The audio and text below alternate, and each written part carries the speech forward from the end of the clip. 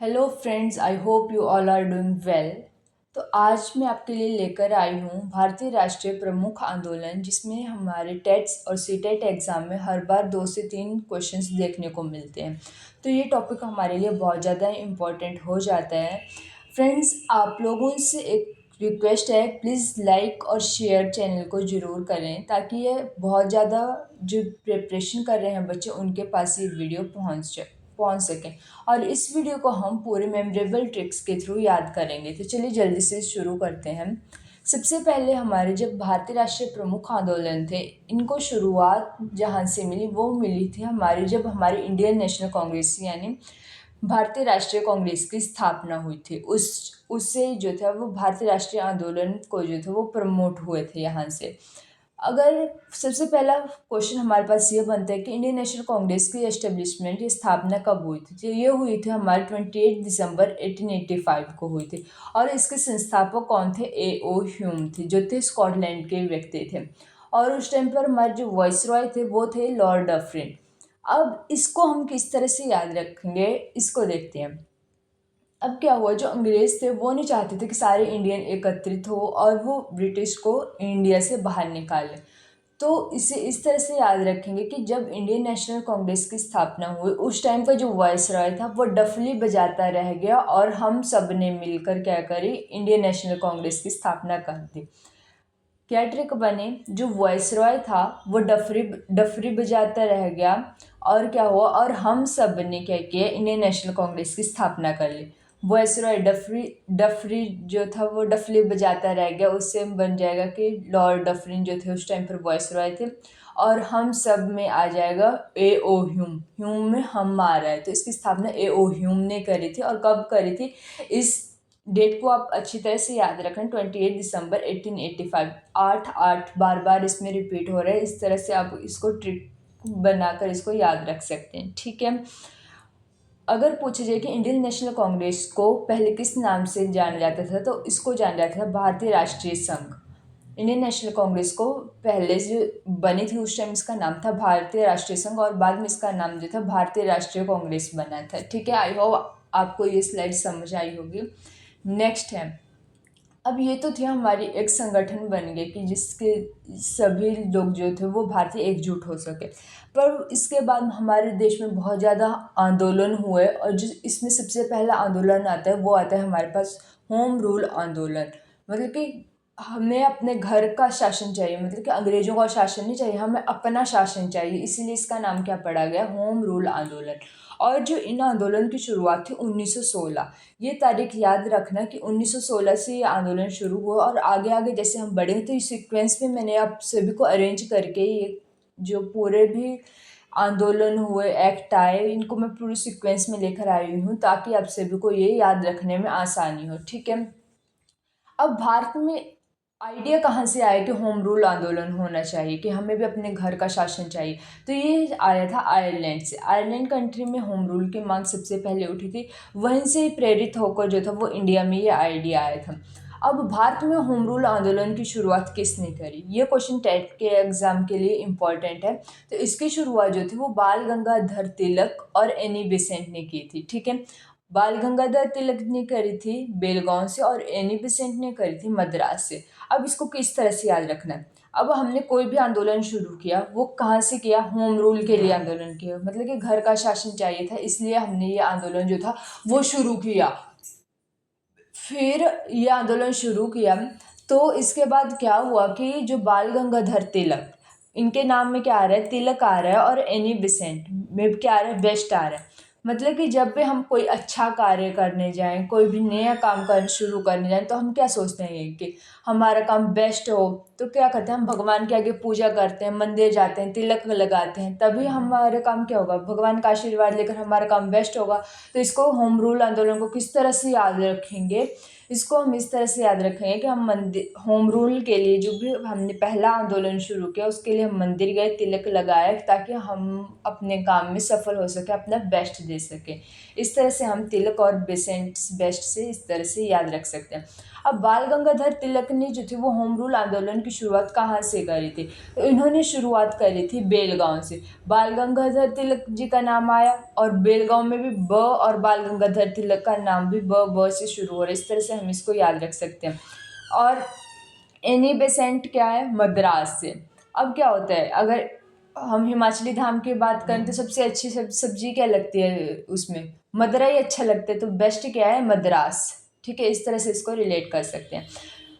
I hope आपको home rule आंदोलन पूरा याद हुआ होगा। नेक्स्ट है हमारे पास रॉलेट एक्ट। ये हुआ था हमारे शुरू 19 मार्च 1919। 1916 के बाद जो मेन जो आंदोलन हुआ था आया था, ये एक्ट आया था, वो आया था 19 मार्च 1919 में। ठीक है, सीक्वेंस याद रखना। 16 को 6 को अपोजिट कर दें तो 19 बन गया। ठीक है, 1919 में आया था ये। ठीक है, अब रॉलेट एक्ट को काला कानून कहा जाता था। अब इसे काला कानून क्यों कहा जाता था? इसे काला कानून इसीलिए कहा जाता था कि अगर अंग्रेजों को किसी भी व्यक्ति के ऊपर अगर ये शक हो जाए कि ये हमारे खिलाफ कुछ कोई आंदोलन करने जा रहे हैं, कोई या कुछ भी करने जा रहे हैं, तो उसको शक के आधार पर ही जो जेल में बंद कर दिए, गिरफ्तार किया जाता था। इसीलिए इसको काला कानून भी कहा जाता है। अब रॉलेट एक्ट मतलब कि जो बार बार रोएगा रोएगा रोएगा, मतलब कि उसमें कुछ गड़बड़ होगी, मतलब कोई काली चीज़ इसीलिए हो गई, काली चीज़, इतना काला कानून आ गया तो उसमें भी उसके इतना गंदा कानून बना दिए जब अंग्रेजों ने कि जिसको सिर्फ शक होगा उनको, उसी के आधार पर उन लोगों को जेल में डाले जा रहे हैं। तो मतलब कि वो रोएंगे रॉलेट से रोना और काला कानून से रॉलेट एक्ट, इस तरह से इसको याद रख सकते हैं। अब इसे और इस रॉलेट एक्ट को किसे क्या कहा जाता है? बिना कानून भी कहा जाता, बिना, यहाँ से है ये डबल बार पेस्ट हो गया यहाँ पर। इसमें इस कानून को बिना वकील, बिना अपील और बिना दलील वाला कानून कहा जाता था। इसको ऐसे क्यों कहा जाता था, बिना वकील, बिना अपील और बिना दलील वाला कानून?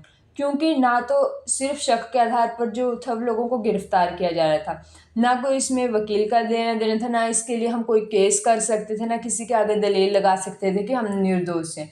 ठीक है, इसलिए इसे बिना वकील, बिना अपील और बिना दलील वाला कानून भी रॉलेट एक्ट को कहा जाता था। अब इसमें जो था वो सैफुद्दीन और डॉक्टर सत्यपाल को जो था सबसे पहले अरेस्ट किया गया था। 10 अप्रैल को इन दोनों को संदेह के आधार पर अरेस्ट कर लिया गया था। इसीलिए ये कानून जो था वो, ये क्योंकि क्रांतिकारी थे इसीलिए इनको सिर्फ संदेह हुआ अंग्रेजों को कि ये कुछ गड़बड़ कर रहे हैं, और इसीलिए इनको जेल में डाल दिए, सैफुद्दीन और सत्यपाल। अब किसके ऊपर शक होगा? सत्यपाल। सत्यपाल से जो सच बोलेगा, इसको याद रखने के लिए क्योंकि सत्यपाल ने इसको इस तरह से याद रख लेना कि सत्यपाल जो मतलब कि हर बात सच ही बोलेगा। सत्यपाल ने सच में बोल दिया कि हाँ जी हम आपके खिलाफ कुछ कर रहे हैं, और उसने क्या किया, सैफुद्दीन मतलब कि उसको साफ ही कर दिया, सत्यपाल को साफ ही कर दिया जेल में डालकर। इस तरह से इसको याद रख सकते हैं। नेक्स्ट है हमारे पास जलियांवाला बाग हत्याकांड। जलियांवाला बाग हत्याकांड सभी को ये पता है 13 अप्रैल 1919 को हुआ था, और उस टाइम हमारे जो गवर्नर जनरल थे भारत में वो थे लॉर्ड चेम्सफोर्ड। ये क्वेश्चन आता है टेट के एग्जाम में कि जलियांवाला बाग हत्याकांड के समय भारत के गवर्नर जनरल कौन थे? तो उस टाइम थे लॉर्ड चेम्सफोर्ड हमारे गवर्नर जनरल। और जिन्होंने गोलियां चलाई थी उस टाइम जलियांवाला बाग में, उस वो थे जनरल डायर, जिसने जो थी वो गोलियां चलाई थी। ठीक है, अब जब ये जनरल डायर ने गोलियां चलाई थी तो उस टाइम पर क्या हुआ था कि कोई 1000 से ज़्यादा जो थे भारतीय वो थे मारे गए थे। पर इस कमीशन की जांच करने के लिए हंटर कमीशन की नियुक्ति की गई। अगर क्वेश्चन ये आए कि जलियांवाला बाग हत्याकांड की जांच करने के लिए कौन से कमीशन की नियुक्ति की गई, तो वो आएगा हमारे पास हंटर कमीशन की नियुक्ति। पर जो इन हंटर कमीशन ने जो अपनी रिपोर्ट सबमिट करी उसमें कुछ 500 प्लस या 450 लोगों की मृत्यु शो करी गई थी, पर जो एक्चुअल डाटा था वो 1000 प्लस जो भारतीय थे वो मारे गए थे इसमें। अब ये जो हत्याकांड था वो इतना गहरा था कि इसके चलते महात्मा गांधी जी को जो केसर ए हिंद की उपाधि दी गई थी, और रविंद्रनाथ टैगोर जी को जो सर की उपाधि दी गई थी वो लौटा दी थी। यहाँ से हमारे पास दो क्वेश्चन निकल के और आते हैं जिसमें केसर ए हिंद की उपाधि किसे मिली थी, तो उसका राइट आंसर होगा महात्मा गांधी जी। अगर सर की उपाधि पूछी जाए कि किसे मिली थी, तो वो मिली थी हमारे रविंद्रनाथ टैगोर जी को।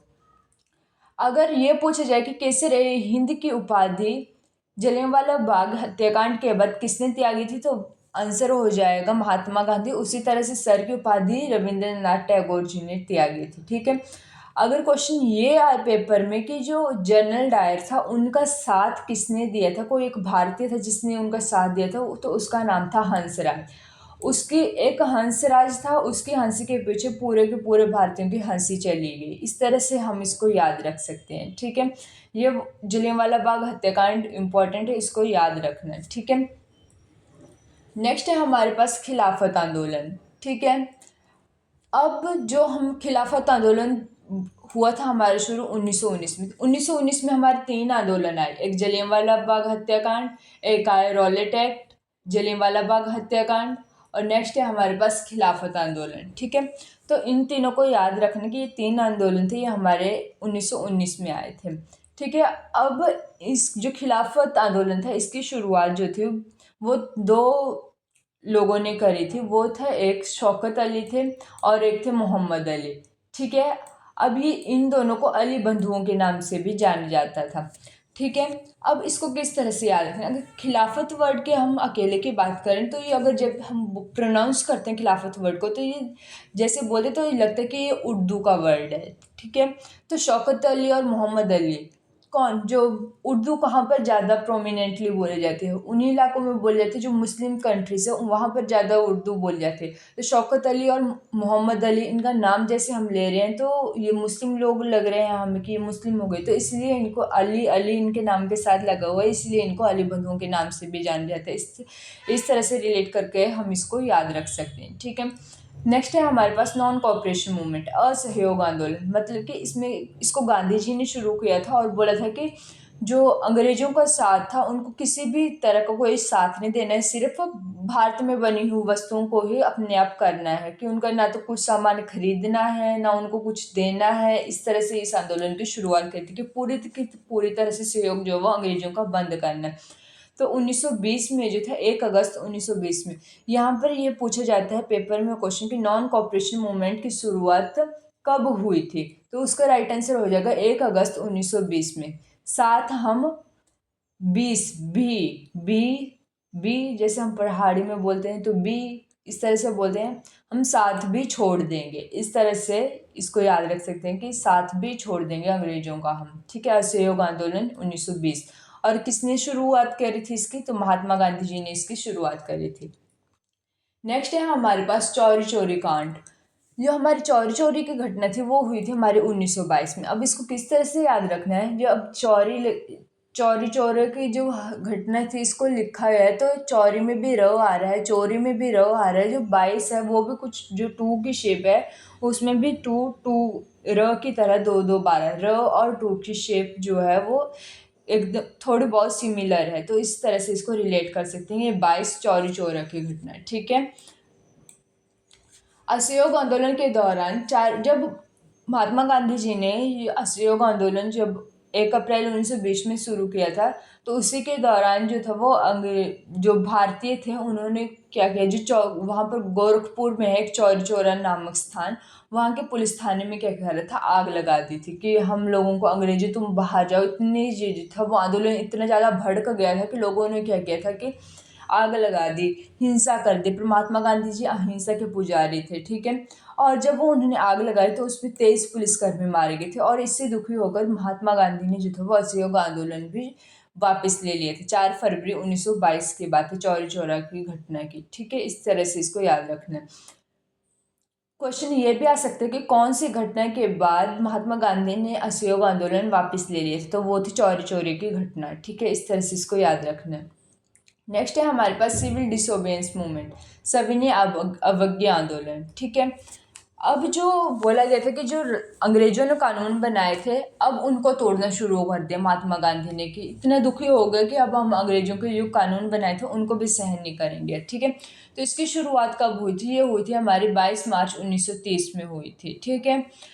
साबरमती और कहाँ से सविनय अवज्ञा आंदोलन की शुरुआत कहाँ से हुई, कब हुई और इस आंदोलन को और किस नाम से जाना जाता है, ये क्वेश्चन हमारे पेपर में बार बार पूछे गए हैं। तो इसकी शुरुआत जो थी वो महात्मा गांधी जी ने करी थी कहाँ से करी थी? साबरमती आश्रम। कहाँ पर है? अहमदाबाद। और दांडी मार्च के साथ करी गई थी। और दांडी मार्च को क्या कहा जाता है? नमक सत्याग्रह। नमक सत्याग्रह के नाम से किसे जाने जाते हैं? दांडी मार्च को जाने जाते हैं, ठीक है।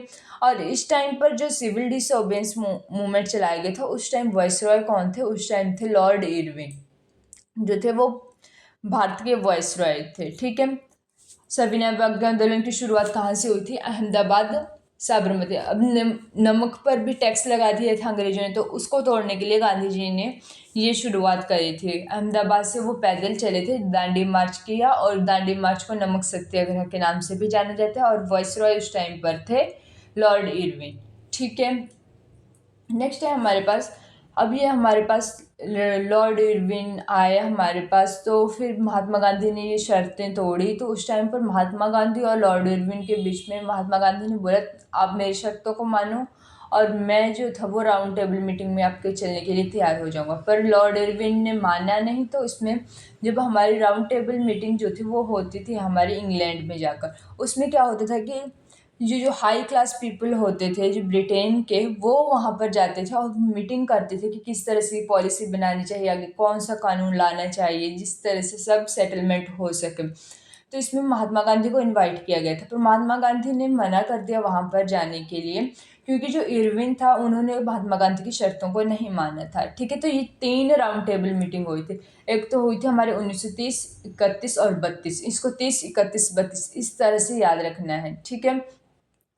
अगर क्वेश्चन में ये आए कि वो कौन से भारतीय थे जिन्होंने तीनों राउंड टेबल मीटिंग में, जो गोलमेज सम्मेलन है उनमें भाग लिया, तो जो B.R. अम्बेडकर जी थे उन्होंने तीनों जो राउंड टेबल मीटिंग हुई थी उनमें पार्टिसिपेट किया था, ठीक है। जो पहली मीटिंग हुई थी वो 1930 में हुई थी, सेकंड हुई थी 31 में, थर्ड हुई थी 32 में, ठीक है। 12 नवंबर 1930 को जो थी वो फर्स्ट मीटिंग हुई थी, ठीक है। लंदन के सेंट जेम्स पैलेस में हुई थी, ठीक है।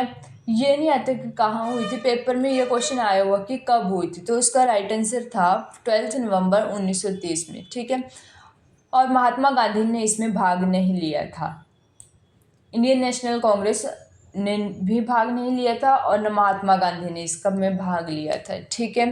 फिर जब हमारी second round table meeting I तो वो हुई हमारी 7 सितंबर 1931 को हुई थी, ठीक है। ये भी सेंट पॉल पैलेस लंदन में हुई थी। और जो हमारी फर्स्ट राउंड टेबल मीटिंग हुई थी, इस टाइम के अगर जो वाइसरॉय पूछे जाए कौन थे, तो उस टाइम पर थे लॉर्ड इरविन, क्योंकि 1930 में हुई थी तो हमने सिविल डिसोबेंस मूवमेंट देखा, तो इस टाइम पर हमारे वाइसरॉय थे लॉर्ड इरविन, ठीक है। जब हमारी फर्स्ट राउंड टेबल मीटिंग हुई तो ये भी 1930 में हुई थी हमारी, तो इस टाइम भी हमारे जो वाइसरॉय थे वो थे हमारे लॉर्ड इरविन। पर जब सेकेंड राउंड टेबल मीटिंग हुई तब जो वाइसरॉय थे वो लॉर्ड लिंथियागो बन गए थे, ठीक है। इसको याद रखना। और जो सेकेंड राउंड टेबल मीटिंग थी 31 वाली, उसमें जो पार्टिसिपेट जो था महात्मा गांधी ने किया था। उस टाइम पर जो इरविन ने बोला था कि ठीक है हम आपकी शर्तों को मानेंगे, पर बाद में जो था वो मना कर दिया कि महात्मा गांधी उनकी शर्तों कि वो मानने के लिए तैयार हो गए, तो महात्मा गांधी भी तैयार हो गए कि ठीक है मैं भी राउंड टेबल मीटिंग में पार्ट लूँगा। पर बाद में ये शर्तें नहीं मानी गई, और इसमें किसने पार्टिसिपेट किया था? B.R. अम्बेडकर जी और अली जिन्ना, ये थे मुस्लिम लीग के से इन्होंने भाग लिया। जब थर्ड राउंड टेबल मीटिंग हुई तो महात्मा गांधी ने इसको पूर्ण रूप से बहिष्कार किया, वो हुई थी 1932 में, और ये मीटिंग जो थी वो इस तरह से अनसक्सेसफुल रही थी। जो क्वेश्चन आएंगे वो आएगा हमारे फर्स्ट और सेकंड राउंड टेबल मीटिंग से। अगर ये पूछा जाए कि सभी राउंड टेबल मीटिंग में किसने पार्टिसिपेट किए थे, तो वो थे हमारे B.R. अम्बेडकर जी, ठीक है। जो लास्ट हमारा मेन आंदोलन बचता है वो है हमारा भूदान आंदोलन 1951, ठीक है। अब भूदान आंदोलन क्या हुआ कि 1947 में हमारा देश आज़ाद हो गया, पर हमारे देश के पास पॉपुलेशन इतनी ज़्यादा थी कि बहुत सारे लोग जो थे वो थे बेघर थे, और कुछ लोग ऐसे थे जिनके पास बड़ी बहुत ज़्यादा ज़मीन थी। तो इसके लिए जो था ये भूदान आंदोलन चलाया गया था, ठीक है। इसकी शुरुआत कब हुई, किसने करी थी? इसकी शुरुआत करी थी विनोबा भावे ने 1951 में। अब भू और व और ब, ये जो तीनों वर्ड हैं ये सारे को रिलेट कर रहे हैं, भूदान विनोबा भावे। इस तरह से हम इसको याद रख सकते हैं, भ व और ब, इस तरह से इसको याद रख सकते हैं।